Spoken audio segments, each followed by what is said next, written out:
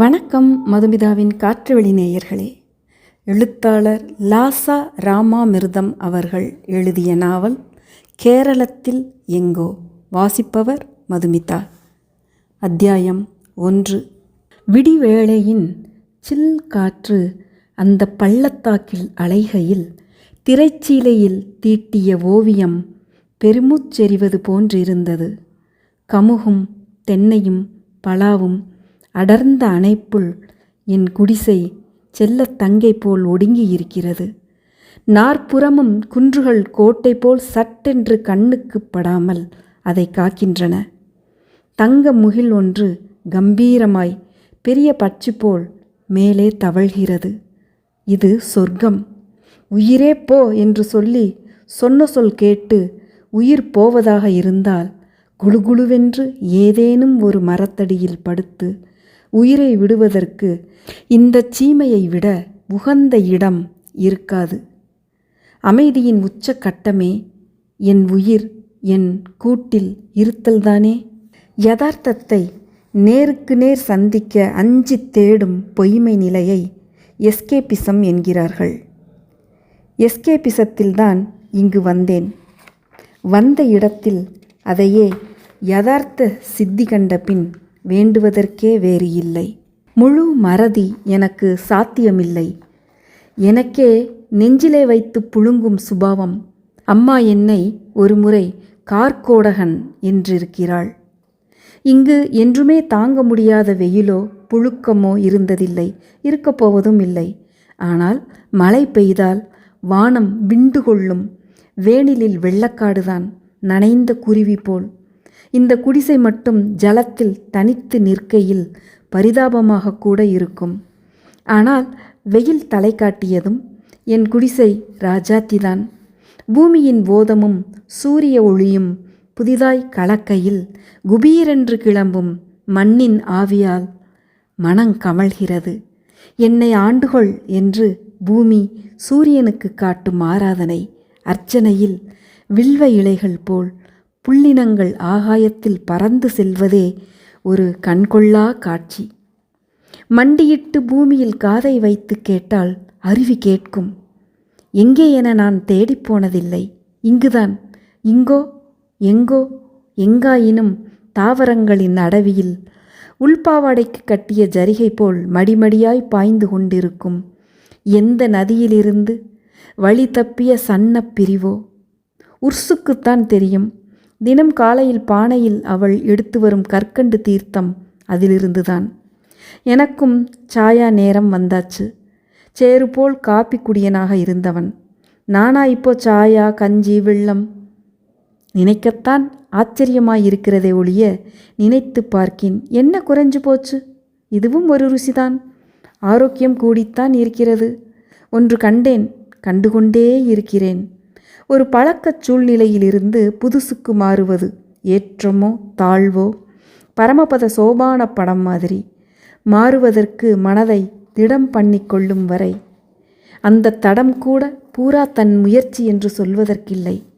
கட்டாயம் தன் வழிக்கு வந்தால் மனதை முறித்தாக வேண்டும், அல்லது மனத்தின் வழிக்கு இடத்தை முறித்தாக வேண்டும்.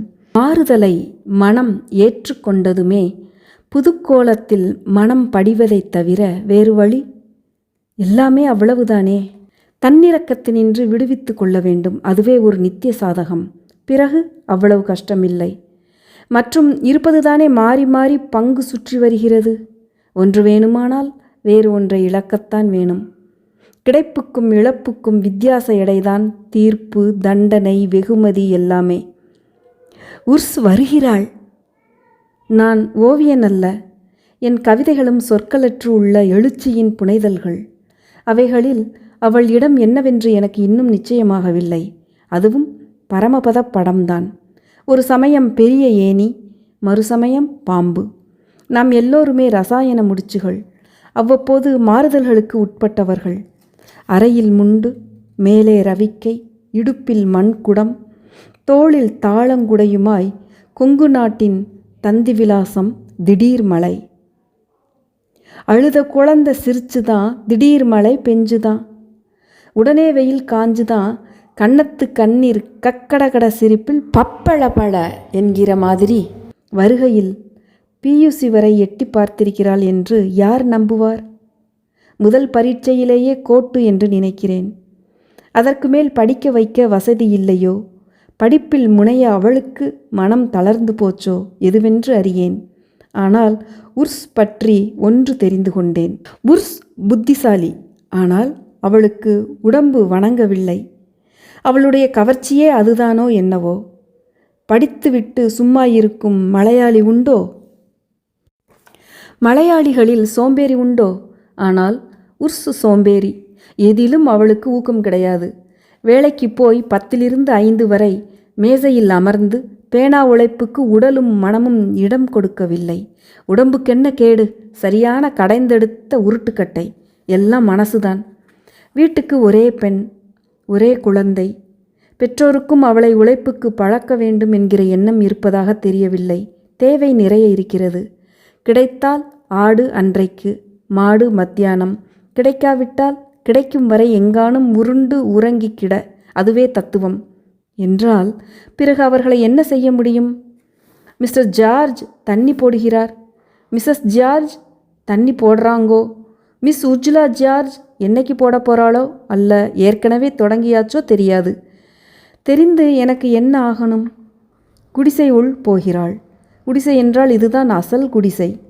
4 மண் சுவர்களின் தடுப்புள் ஒரு கணிசமான கூடம். அவ்வளவுதான். போன வருடத்துக்கே தடதடவென்று சரியான ஊற்றல். ஓலைகளை அடியோடு மாற்றுவதென்று கை வைத்தால் இப்போதைய விலைவாசிக்கு நான் எங்கே போவேன்? மிஸ்டர் ஜார்ஜ் மனசு வைக்கணும்.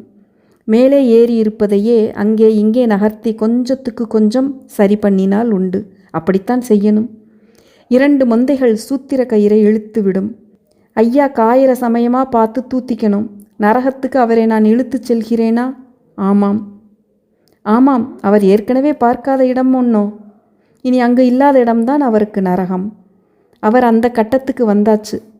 ஒரு தடவை ஆஸ்பத்திரியில் சேர்த்து 10 நாள் அங்கு தண்ணிக்கு போட்ட பட்டினியில் நடத்திய சிகிச்சையில் உடல் எல்லாம் ஜன்னி உதறல் கண்டு இந்த தடவை தேறினால் இனி தண்ணி பக்கம் தலை வைத்து படுப்பதில்லை என்று பைபிள் மேல் பாதிரியிடம் சத்தியம் பண்ணிவிட்டு குடல் வெந்து போச்சென்னும் எச்சரிக்கையுடன் மீண்டாச்சு. அப்புறம் என்ன? சத்தியங்கள் என்ன சங்கிலியா?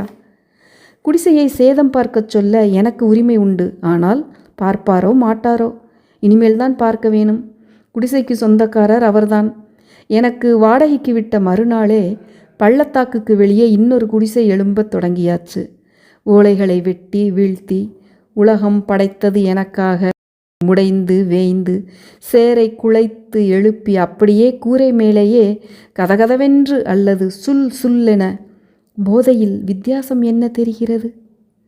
புரண்டு சரிந்து தொப்பென்று கரடி போல் கீழே வீழ்ந்து அப்பவும் தூக்கம் தெளியாமல் நெற்றியில் ஒரு முட்டு முட்டி கொண்டது. அவருக்கென்ன வலை?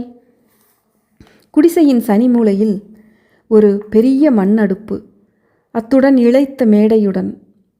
உர்ஸ் எனக்கு சமையல் செய்து போடணும் என்று பேச்சு. அவளாக ஏற்றுக்கொண்டதுதான். அதற்கு வேண்டிய பாத்திரம் பண்டங்கள் மேடை மீதே இருக்கின்றன. ஆனால் பாதி நாளைக்கு ஒரு தட்டின் மேல் துணியை போட்டு மூடி உர்ஸ் கொணர்ந்து விடுவாள். அம்மை செய்தது. என்னை உர்ஸ், இங்கே கத்திரிக்காய் குழம்பு செய்ய நான் சொல்லி கொடுக்கிறேன் என்றேனே. கத்திரிக்காய் கூட்டான் அம்மையே ஆக்கிட்டுது. என்னவோ காமா சோமா கோணாமானா கொக்கரமனா பூண்டு சோம்பு வெங்காயம் எது எதில் என்பது கிடையாது. காய்கறி துண்டங்கள் குழம்புடன் ஒன்று சேராமல் குழம்பு தண்ணியாய் தான்கள் விரக்தியாய் ஒட்டாமல் தனித்து. நீ பொறுமேன் சீரேன் சத்தம் போடேன். அந்த முகத்தின் நிச்சலனம் சற்றேனும் கலங்கினால்தானே. கனத்த ஜலம். கண்ணில் ஒரு தனி கபடு வந்துவிடும். அழுத்தம். 1000 குதிரை கெட்டு இழுத்தாலும் அசைக்க முடியாது. நத்தை நத்தையாக அரைவேக்காட்டில் புழுங்கலரிசிச் சோறு. ஆனால் அதற்கு அவர்களை சொல்லி குற்றமில்லை. அவர்களுக்கு அதுதானே பழக்கம், அதுதானே பிடிக்கும், அதுதானே செய்யத் தெரியும். நான் எதிர்பார்த்து கொண்டிருந்தது எனக்கு கிடைக்காமல் எனக்கு வயிறு நிறையாது. மேலும் மோதல் தவிர்க்க என் புத்தக அரணுள் பின்வாங்கி விடுவேன். அடுப்பு அடைத்த இடம் போக கூடத்தில் போர்க்கட்டி கூறு கட்டி தனித்தும் பரவலுமாய் புத்தகங்கள் புத்தகங்கள் புத்தகங்கள் புத்தகங்கள் பலசாரி. கட்டிலுக்கு அடியில் இருக்கும், ஒற்றை ஜன்னலில் இருக்கும், ஒரே பெட்டி மேல் அங்கங்கே எங்கெங்கும். இடத்தை பெருக்கி எத்தனை காலமாச்சோ. உர்சுக்கு சௌகரியம்தான். அத்தனையுமா படிக்கப் போகிறேன். ஆனால் புத்தகங்களை இப்படி என்னை சுற்றி வழிய விட்டு கொண்டு நடுவில் உட்கார்ந்து கொண்டோ படுத்து கொண்டோ தலைக்கு உயரத்துக்கு 2 கட்டை புத்தகங்கள் படிப்பதில் எனக்கு ஒரு தனி ஆனந்தம். நான் ஓடிப்போகும் முன் அவர்கள் என்மேல் கண்ட குற்றங்களில் இதுவும் ஒன்று. அவர்கள் பாஷையில் நான் இருக்குமிடமெல்லாம் குப்பை கூளம். அவர்கள் படிக்கும் சேர்க்கும் சினிமா பத்திரிகை, ஸ்போர்ட் பத்திரிகைகளுக்கு என் புத்தகங்கள் ஈடாகுமா? 3 மாதங்கள் 6 மாதங்களுக்கு ஒரு முறை கருணாகரனை பார்க்க திருவனந்தபுரம் போகும்போதெல்லாம் புத்தக கடைகளையும் பிளாட்பாரங்களையும் சூறையாடுவேன். தவிர கருணாகரனும் அவரிடம் அதற்குள் சேர்ந்துவிட்ட புத்தகங்கள் பத்திரிகைகளை வழங்குவார்.